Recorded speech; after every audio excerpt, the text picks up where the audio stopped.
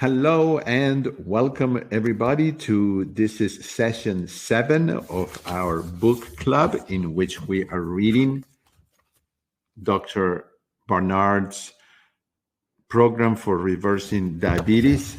And I'm Gustavo Tolosa, your host and producer of this series. And I want to welcome everyone and remind you that if you are starting a diet change, like Dr. Barnard recommends in his book, to make sure that you are under the care of a medical doctor, because if you do the program as described here, you will see quick results and medications will have to be adapted and in many cases stopped. So it is crucial that you are under the care of a medical doctor. So that is something that I always want to stress, because you want to be successful and you want to be safe. So today we are covering chapter 5, which is my chapter, I could say, because it is a chapter that is totally practical. It deals with food, and that's what I am very good at. I can really guide a person in the practical way of implementing this program, because I have done so much of this myself, and I have worked with chefs and doctors. I have a certification from the McDougall Center, and I feel that this is an area where I can help people how to implement the day-to-day practical program. So let's get started. And this is like, how do I start, and will it be easy? Will I be able to stick with it? All those questions are normal to have, and the answer is, how do I start? Well, we'll go through this. It's not difficult. Will it be easy? It's simple. Simple doesn't always equate with easy. I think it's easy. I thought it was easy for me. There's always a learning curve, which we must accept from the beginning, and then it becomes second nature, and it's something that you do without even thinking. And will I be able to stick with it? 100%, 99.9%.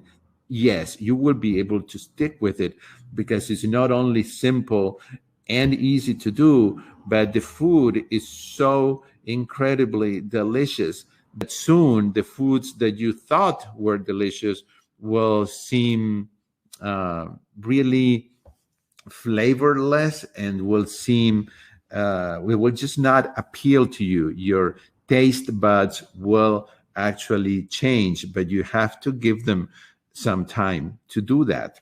So Dr. Barnard says, well, the first step, so he has 2 steps.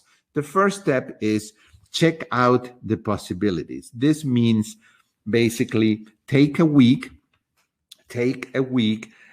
get a piece of paper or 2, and write columns. One says lunch, one says breakfast, another lunch, another dinner, and another snacks. I am not a snack eater, so I probably wouldn't use that. But if you are a snack eater, especially at the beginning, when you want to eat as much food as you want so that you will never go hungry, and then add that column. So you have those 4 columns, and it says, over the next 7 days, write down in each of the 4 categories foods you like that meet the 3 guidelines set out in the previous chapter. So what are the 3 guidelines? Well, the 3 guidelines are: the food must be vegan, like let's say a lentil stew, or mashed potatoes and corn, or I don't know, pasta, and something that is a vegan, or you can turn into vegan. Vegan means that instead of saying vegan, because vegan has other connotations, I like to say whole food, plant-based. So that means that there are no animal products, no meat, no fish, no poultry, no dairy products or eggs, not even a little bit. So what is the second thing? Low fat. If you buy anything that has a food label, make sure that you look at the grams of fat per serving. The grams of fat per serving should never be more than 3 grams. You want it to be less, of course, but the most is 3 grams per serving. Okay, 3 grams of fat per serving. And number 3, low glycemic index. This means generally avoiding sugar, white bread products, baking potatoes, most cold cereals, and a few other foods. Certain foods have an especially low GI value, like beans and other legumes, green leafy vegetables, most fruits, barley, which is great in soups, and many foods that are made from them. Surprisingly, pasta has a low glycemic index, unlike other wheat products. Why? Well, because we cook pasta in water. The water is absorbed by the pasta, and the calorie density becomes much, much less. So, what are some of the healthful breakfast ideas? I will not read all of them because I am assuming you have the book. If you don't have the book, this is the best investment you can make to get a copy of this book. Because not only do you have all this information, but then you have a bunch of very good recipes in the back of the book. So, breakfast ideas. What would I say to you? What I would say is that oats are probably the best choice because it's a whole food, especially if you can get the actual grain. But if not, you want to get not the instant, not the 1 minute, but the thickest possible oats. Okay, so it's a whole food and it's plant-based. So you cook the oatmeal with 1 part of oats and 2 parts of water. So let's say if I have 1 cup of oatmeal, I'm going to have 2 cups of water. If I have half a cup of oatmeal, which is usually what a serving is, then I will put 1 cup of water and you boil it for 2 or 3 minutes until it's creamy. You can do less. If you like it less creamy, you can do more. If you like it more creamy, you can add a little bit more water or less water. That all depends on you, but the oats will absorb the water. Then if you don't, I would suggest that you don't use processed sugars or sweetener or artificial sweeteners.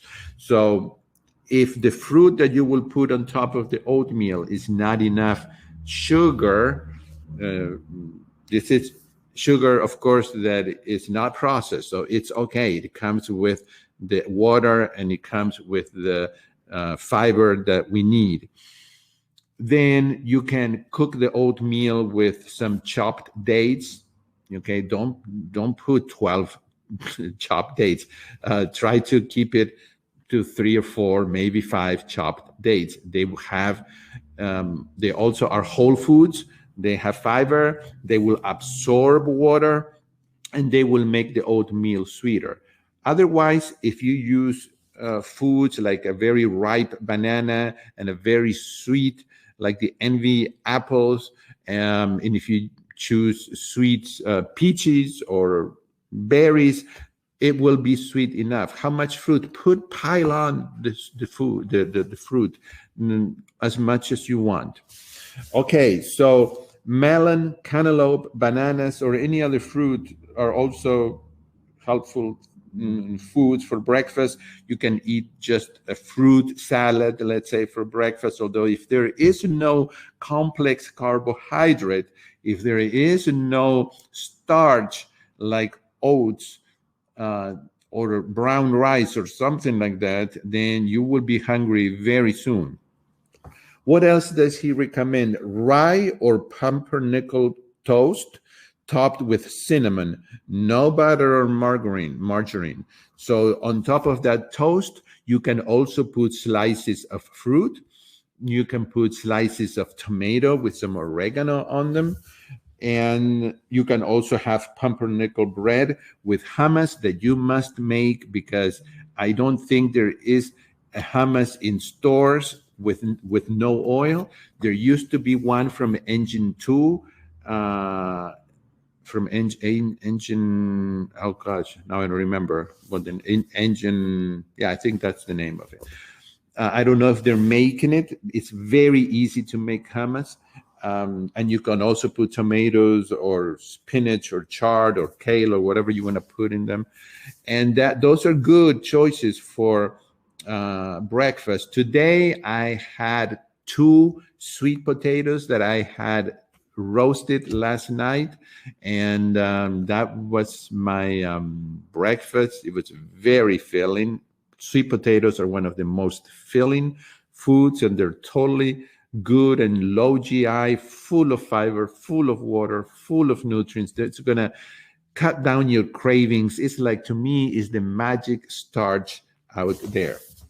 Okay, so that's breakfast. He says, let's see what else he says here. Cinnamon is good. He's going to talk about cinnamon later on. Dry cereals, most of them have high glycemic index, so stay with the oats, with the oatmeal. They will keep you full and satisfied, and help keep your blood sugar steady. Then he talks about veggie sausage or bacon. Personally, I don't want to me, that's going away from the whole food idea and from the plant-based, although they are plant-based. But maybe if you're coming from a diet full of meat and dairy and all of that, maybe you want to use some of this if you're craving it. But my idea is, why would you want food that reminds you of the food that you don't want, because it's the food that actually hurts you and the food that caused your diabetes to appear, to happen. So I stay away. But if you want to use it, make sure that you read the labels, like he says, and choose those that omit animal ingredients. Some of them have egg white, which is concentrated animal protein that you don't want, and make sure that it's as low in fat as possible. Scrambled tofu, for those of you who like scrambled eggs, are very good. I don't particularly like tofu, so for me, I don't eat it, but there is in the book a recipe for scrambled tofu. Breakfast burritos are good. You can buy them frozen. You can make your own and freeze them if you want to know exactly what's in them.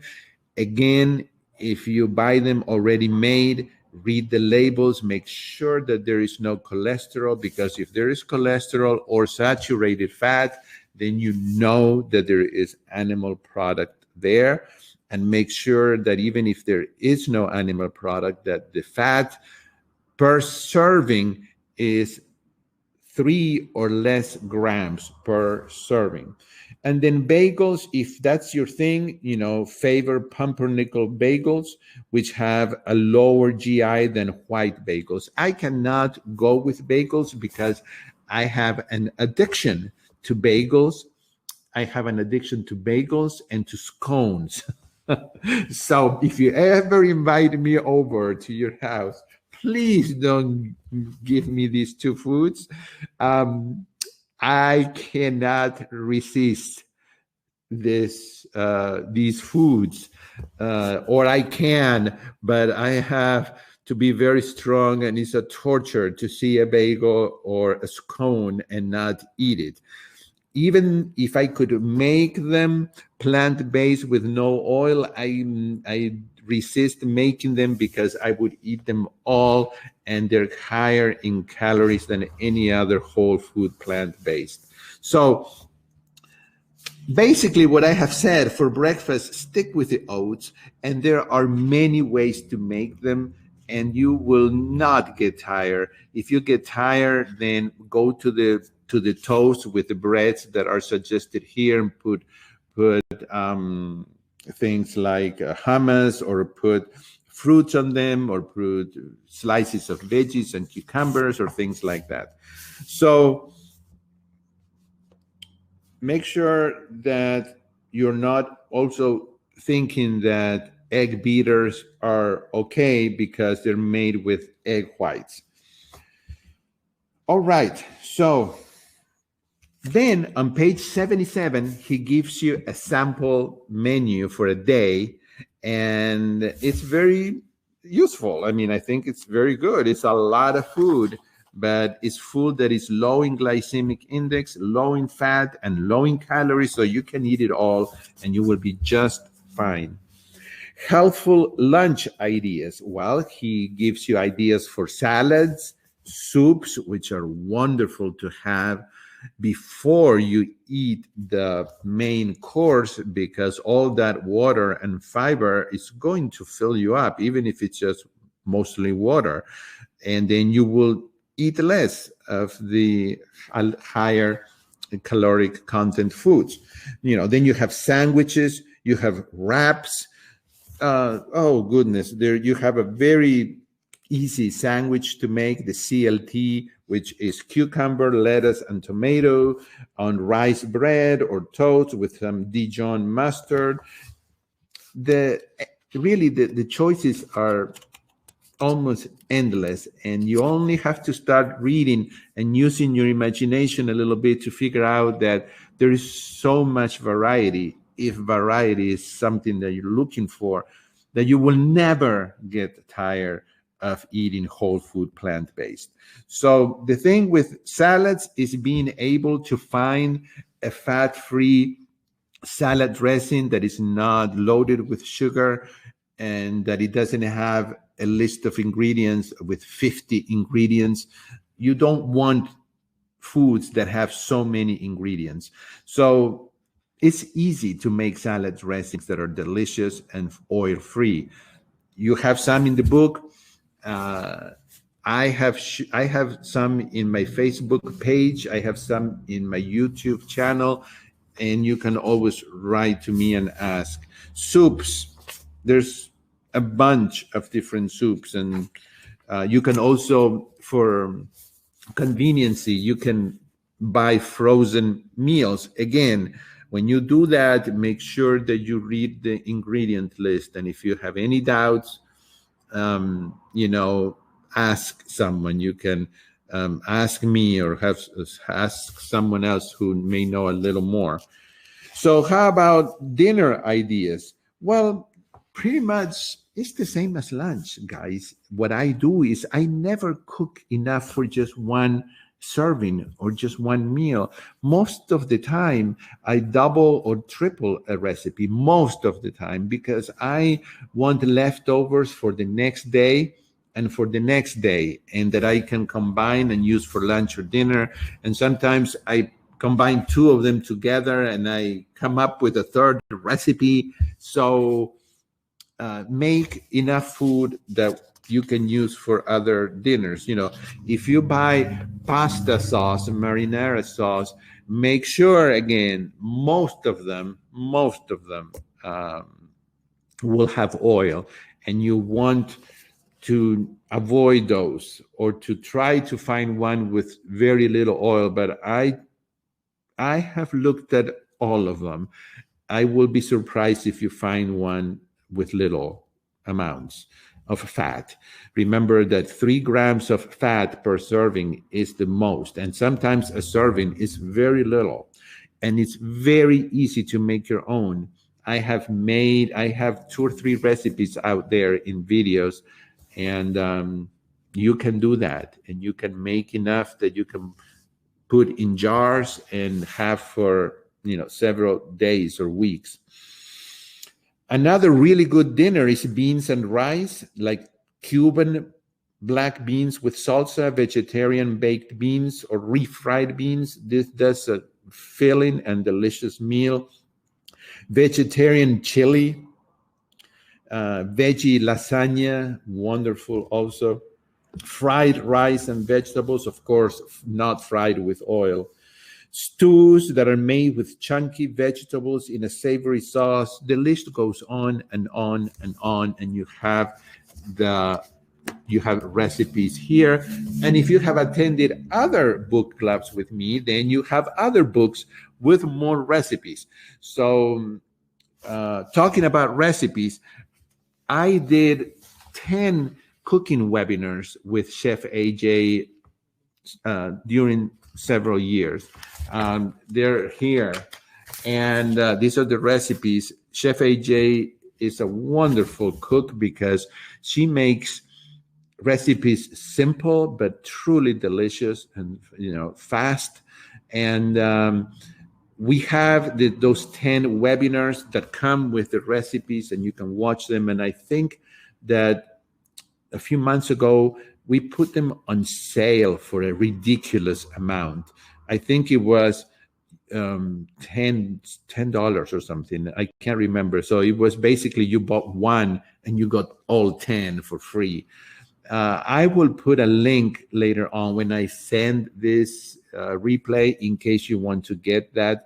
You will have recipes for the rest of your life. But if you want recipes that are a little more elaborate, maybe a little more international, then you can check out my website, which is plantemas.com.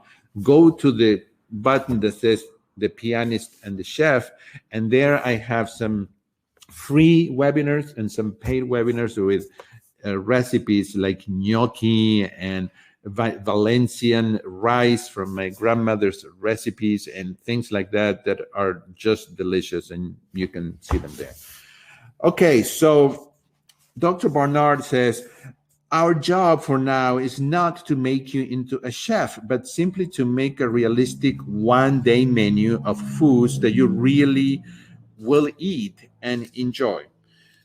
He says to think internationally, and I agree, because many cuisines from around the world have great choices. Whether you make them yourself, have them at restaurants, or buy them frozen, for example, Mexican bean burritos, Italian pasta and bean soups, Chinese vegetable and rice dishes, Japanese vegetable sushi with miso soup and salads, Indian curries, Thai dishes, Ethiopian cuisine, and many others. These foods take advantage of the rich tradition of plant-based diets in many countries. So on page 83, Dr. Barnard says to fill about 1/4 of your plate with legume dish. That means 1/4 of your plate would be beans, peas, or lentils. So you might choose baked beans, a bean burrito, or black-eyed peas, for example. These foods are rich in protein, soluble fiber, which is what you want, and minerals, and have wonderfully low GIs. Next, fill another 1/4 of your plate with a starchy food such as brown rice, a yam, or a pasta. Starch is an unglamorous word, but it really means complex carbohydrates. I happen to love the word starch, like Dr. McDougall does, but really what it means is what he says here: complex carbohydrate, the healthy, clean burning fuel that powers your body. I want to highlight that. That is so good. I think it describes our whole way of eating. Complex carbohydrates or starch. What is it? The healthy, clean burning fuel that powers your body. Finally, Fill the remaining half of your plate with vegetables. Ideally, choose two different varieties, say a green vegetable like broccoli and an orange vegetable like carrots. These foods are your nutrition powerhouses. Add fruit for dessert and you will be set. As long as your plate is vegan, low fat, and low GI, you will be fine. All right, on page 84, we have simple snack ideas. Well, of course, fruits are one of the easiest things to have for snacks. I always have fruits there. I just had a pear. I am addicted to tangerines. So besides being addicted to bagels and scones, which are not good, I do happen to have a good addiction. Like I could go through a bag of tangerines. I cannot stop eating them. So I always have tangerines. Well, always, whenever I can. Tangerines, pears, bananas, cherries, oranges, any fruit at hand. You can have cantaloupe and melon in chunks in the refrigerator. Those are mostly water. Don't forget the tropical favorites like mangoes and papayas. Dry fruits are acceptable, but remember the dry fruits have the water taken out. So when you take out the water, the caloric index goes up. I mean, the calories are concentrated. When you take fiber out, the food becomes more full of calories. So what else can you have as a snack? Well, a simple CLT sandwich. We said earlier, sliced cucumber, lettuce, and tomatoes on pumpernickel bread with some hummus and some mustard. What about a 3-bean salad? Yes. Hummus? Yes. He talks about air popped popcorn. Of course, skip the fat in it, and be a little careful. Popcorn is quite high in caloric index because it's the water is pretty much out. Remember that there are foods also that are called hand-to-mouth foods. This hand-to-mouth eating that is mindlessly that we can do while we're watching a movie or a TV show or listening to music or talking to somebody, can become out of control, and you can eat a bunch of calories that you could have eaten choosing a variety of foods that have a lot of water and fiber in an intact way. I am more of a whole food, really, plant-based person. I always try at least to go to the real food. I want to see the apple. I want to see the corn. I want to see the whole thing. That's my philosophy. Okay, so that falls under step 1, which is basically the check out the possibilities. So step 2 now is when you will take a 3-week test drive. Now, let's take a 3-week period. This is on page 84. And during that time, let's make it all vegan. By that, we mean no animal products at all, keep the oils low, and favor healthy, low GI foods. At this point, that will be easy because you picked out the foods you like during week 1. So make sure that there is nothing. You go 100% on these on this trial that you're going to do for 3 weeks.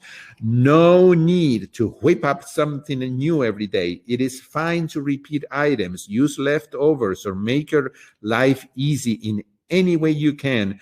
Remember, though, do not limit calories or skip meals.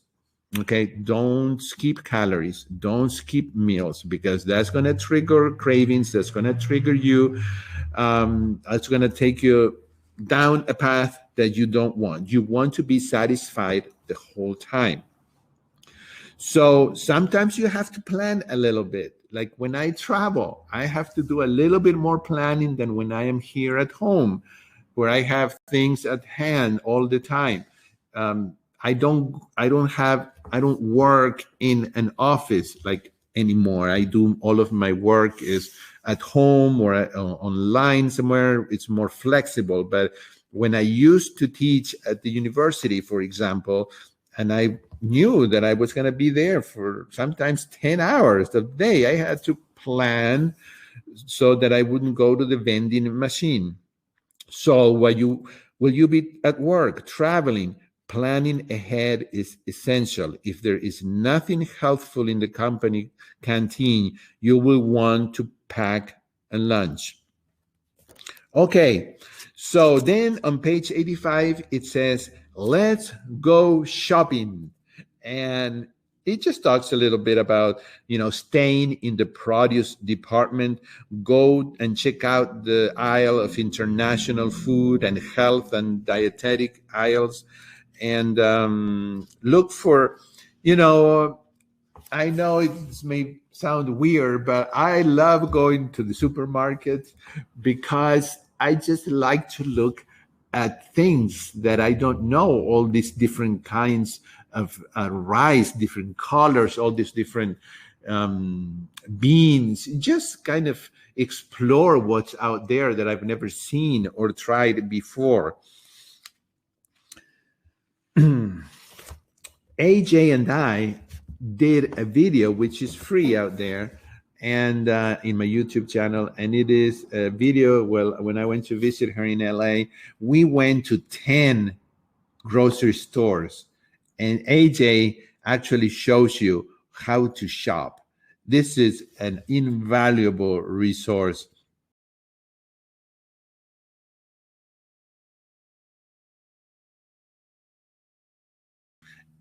Anyway, guys, I just wanted to show a little bit. I'll send you the link to the whole video. Then you can see us eating at Wendy's.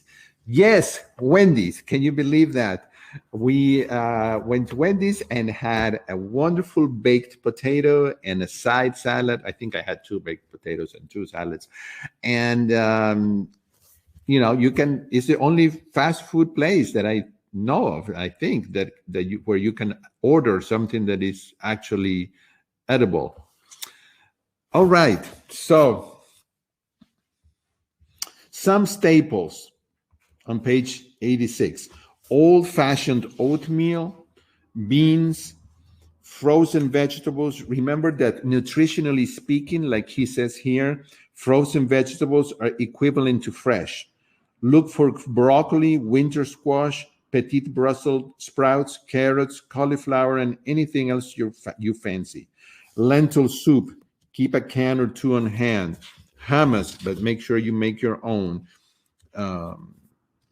If you have a food processor, you can make your own in less than 5 minutes and you will be set for the week. Chickpeas are wonderful food because you can put them in salads, in soups, pasta sauces, and stir fries. You can even eat them for breakfast. Toppings, you can Dijon mustard is great for sandwiches, and lemon juice or apple cider vinegar is great on green vegetables and salads. Salsa was just made for beans, and fat-free dressings of any variety are handy too. Brown rice is another thing to have handy. Barley, this grain is all over the breakfast cereal aisle in puffed and sugared form, but barley really shines in soups or when served as a grain side dish.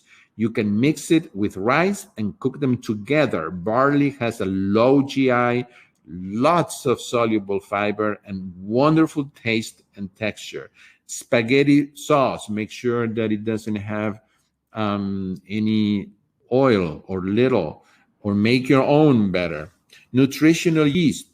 Nutritional yeast dissolves into spaghetti sauces, stir fries, casseroles, soups, and lots of other recipes, adding a subtle cheese-like taste. it is not the same as brewer's yeast or baker's yeast, both of which taste bitter. Nutritional yeast comes in flakes and powder for better texture and versatility by the flakes. Then on page 88, it says check the label. And it says first, check the ingredients list to make sure there are no animal derived ingredients. Common ones include milk solids, whey, casein, and various casein derivatives such as sodium caseinate, egg products, and gelatin. Also, be on the lookout for partially hydrogenated vegetable oils, which are as bad as saturated fat. And number two, number two, it says, check the nutrition facts. Ideally, a serving of food will have no more than 3 grams of fat and should have 0 cholesterol. Then it says, sometimes people want to make exceptions for foods that sound as if they are healthful. Honey, for example, has gotten unjustified good press over the decades. Nutritionally speaking, it is simply sugar, offering you nothing from a healthy standpoint. Rather like olive oil, its marketing has gotten ahead of its value. And lastly, here on page 88, it says what to do with unhealthy foods. Well, you probably have, if you're starting this way of eating, you probably have a kitchen or a refrigerator or a pantry full of things that are not good for you. So just get rid of them. Do not just use them because you're going to say, well, I'll use them up and then I'll start. And don't continue hurting yourself just because you have them there. Toss them. And if family members or roommates share your kitchen space, avoid keeping tempting foods near you.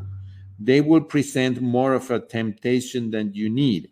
If you don't want to throw them away, and you do have a roommate or someone that eats unhealthfully, you could give it to them. I mean, it doesn't sound good to do that.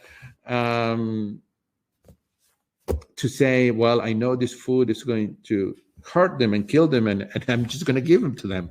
Or like AJ says, well, give them to someone you don't like. But I don't know what you want to do with it. But don't keep it in your house and don't eat it.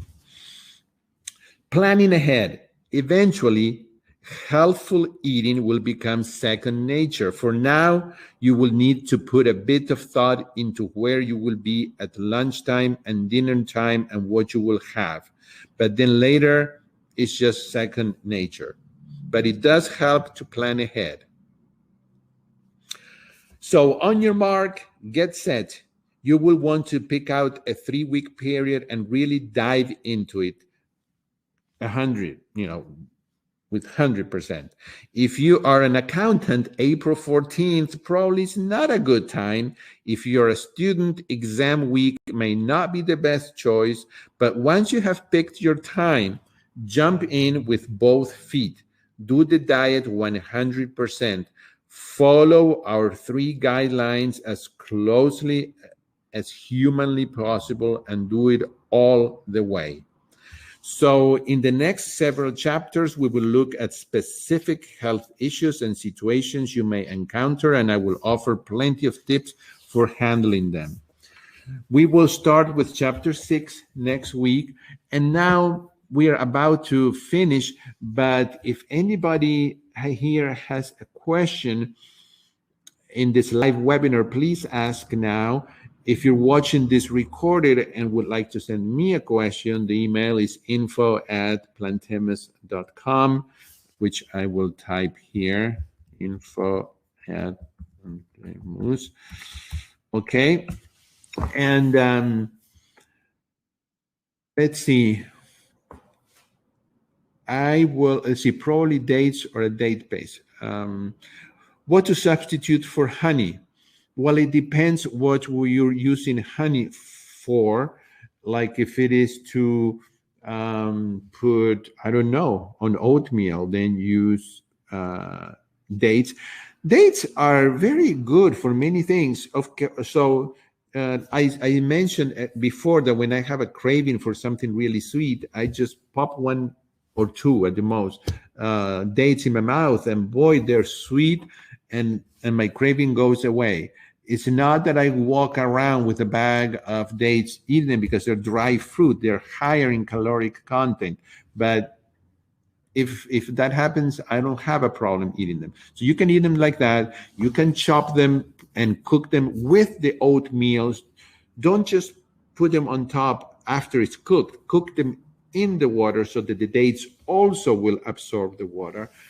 Um, with dates, you can also soak them for a whole night and and then make paste, put them in the food processor, but keep the water, because that water can be used to sweeten your tea or something else. I don't know that you may be. So those are things that you can use for to replace honey, depending on what you were using it for. Uh, Also, you can cook, get a really ripe banana, mash it, put it with the oatmeal, with the oats and the water, put a couple of drops of vanilla, or better yet, if you buy the powder vanilla, which has no alcohol, put a little bit of that. And that oatmeal is going to be amazing.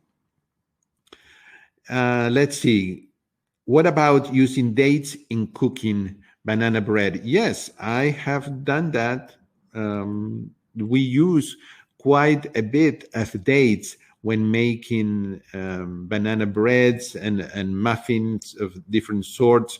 Sometimes you can avoid using the dates if you're using very good, very sweet applesauce or apples, bananas. There are many good ideas. So split a date, it says here, in half and toast in toaster oven for a minute or two, and the flavor is intensified. Yes, very good. So there are just so many ideas, and thank you guys for sharing. This is always, I'm